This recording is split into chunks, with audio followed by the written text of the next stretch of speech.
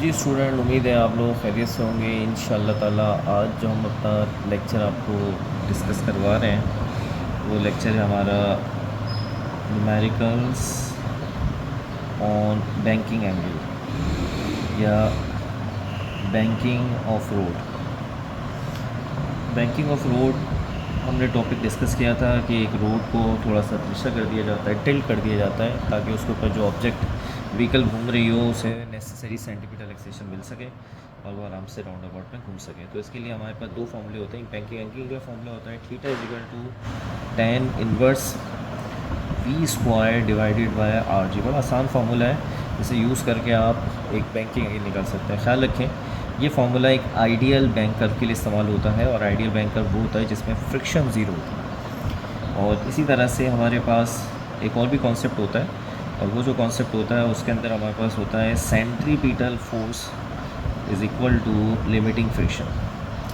और ये वाला कॉन्सेप्ट तब लगता है जब आपके आइडियल बैंक कर्व नहीं होता, यानी फ्रिक्शन एग्जिस्ट करती है, तो ये वाला कॉन्सेप्ट इस्तेमाल करते हैं। दोनों बहुत अपनी जगह आसान है, आसान पहचान है। फ्रिक्शन ना हो तो ये कॉन्सेप्ट है, फ्रिक्शन हो तो ये कॉन्सेप्ट। इसमें सेंटीमीटर फोर्स को mv स्क्वायर अपॉन आर में खोल सकते हैं, और जो ये लिमिटिंग फ्रिक्शन होता है ये म्यू एस एन के बराबर होता है, जहाँ म्यू एस का मतलब कोफिशिएंट ऑफ स्टैटिक फ्रिक्शन है और एन का मतलब नॉर्मल रिएक्शन है। तो ये जो नॉर्मल रिएक्शन होता है ये एम जी के बराबर खोल दिया जाता है।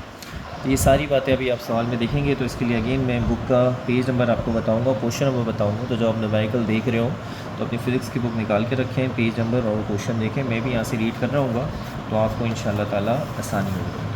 तो अपने पेज नंबर 97 पे तशरीफ़ ले आइए, और जो क्वेश्चन हम डिस्कस करेंगे वो क्वेश्चन नंबर है हमारे पास सबसे पहला है, वो है क्वेश्चन नंबर 7। ये बहुत अच्छा सवाल है और एग्ज़ाम के हिसाब से इम्पोर्टेंट है। तो आइए सवाल को देखते हैं, इसको ज़रूर तैयार करें। यानी बैंकिंग एंगल के हम आपको दो सवाल प्रैक्टिस करवाएंगे, जिनमें से एक सवाल ये वाला तो सबसे ज़्यादा है, दूसरा आपकी मर्ज़ी पर होगा, आप तैयार करें, बोर्ड के लिए ना करें। What is the ideal banking angle. Ideal banking angle देखिए बात कर रहा है, और आइडियल का लफ्ज़ आ रहा है तो इसका मतलब है कि पहला फॉर्मूला, और बैंकिंग एंगल की बात करें थीटा निकालना है। For a gentle turn off 1.20 kilometre radius, एक टर्न है जिसका यानी ग्राउंड अबाउट समझ लें, जिसका रेडियस बताया गया है 1.20 किलोमीटर।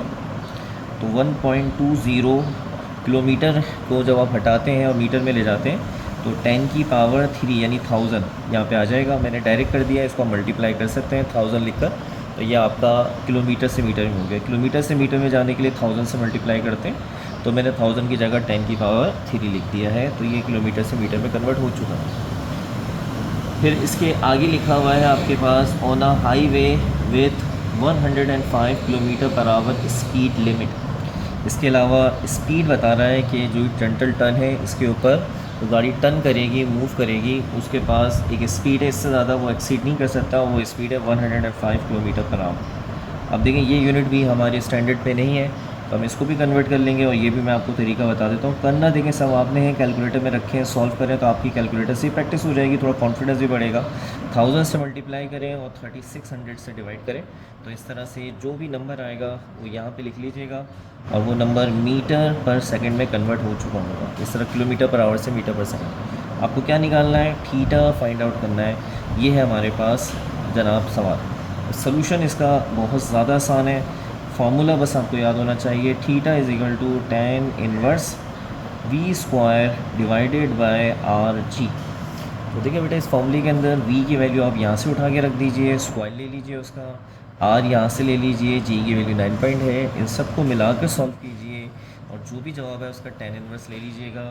तो कैलकुलेटर आपको आंसर दिखा देगा, वो आंसर आप यहाँ नोट कर लें। मैं किताब का जो आंसर है वो डायरेक्ट लिख देता हूँ, बाकी आप चेक कर लीजिएगा, इंशाल्लाह जवाब आ जाएगा। क्योंकि कोई इतना ज़्यादा टिपिकल नहीं है, अगर कोई गलती होगी तो आपसे कैलकुलेटर में कैलकुलेटिंग की दौरान ही होगी, इससे ज़्यादा कुछ नहीं होगी। बड़ा आसान सवाल है, एक जेंटल टर्न का रेडियस दिया है, उस पर जो गाड़ी घूमेगी उसकी एक मैक्सिमम स्पीड बताइए, इससे ज़्यादा एक्सीड नहीं करेगी। किलोमीटर पर आवर में था, मीटर पर सेकंड में करना है, किलोमीटर में था, मीटर में कर लिया, थीटा फाइंड आउट करना है। ठीक है बेटा, आइए ज़रा चलते हैं अपने अगले क्वेश्चन की तरफ। हमारे पास जो अगला क्वेश्चन है वो है क्वेश्चन नंबर 8। क्वेश्चन नंबर 8 जो है हमारे पास, ये आपके अपने ऊपर है कि आप इसे एग्ज़ाम के लिए तैयार करना चाहते हैं तो कर लें, इससे मुश्किल ये भी नहीं है।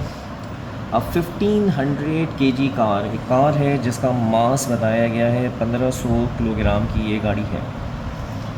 साथ में बताया गया moving on a flat horizontal road, और ये फ्लैट हॉरिजॉन्टल रोड है। देखिए अब यहाँ पे कॉन्सेप्ट क्लियर हो जाना चाहिए।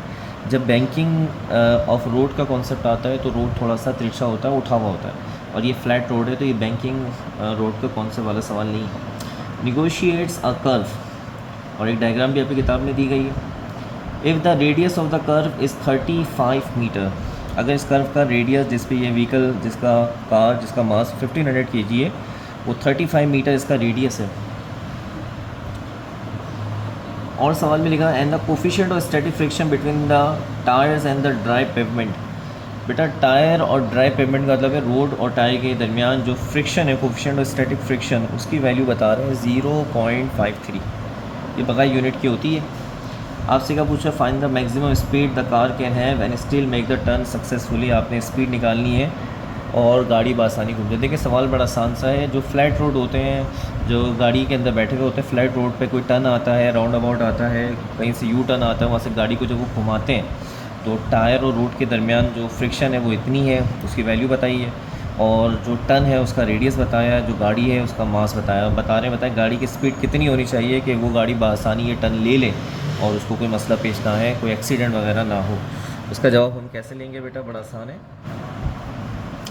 कैलकुलेशन का तरीका मैं सिखाता हूँ, कैलकुलेशन करनी है आपने, बुक से आपका आंसर मैच करेगा इंशाल्लाह ताला। तो सेंट्रीपिटल फोर्स को बराबर लेना है आपने लिमिटिंग फ्रिक्शन के बराबर, क्योंकि क्लास के अंदर, थ्योरीज़ के अंदर जो मैंने भी आपको लेक्चर्स दिए थे उसमें मैंने बताया था कि जो फ्लैट रोड होते हैं उस पर जो सेंट्रीपिटल फोर्स टर्न करने के लिए चाहिए होती है वो फ्रिक्शन प्रोवाइड करती है। तो सेंट्रीपिटल फोर्स हमेशा फ्रिक्शन के बराबर होती है। सेंट्रीपिटल फोर्स का फॉर्मूला होता है mv²/r, और इसका फॉर्मूला होता है μsn।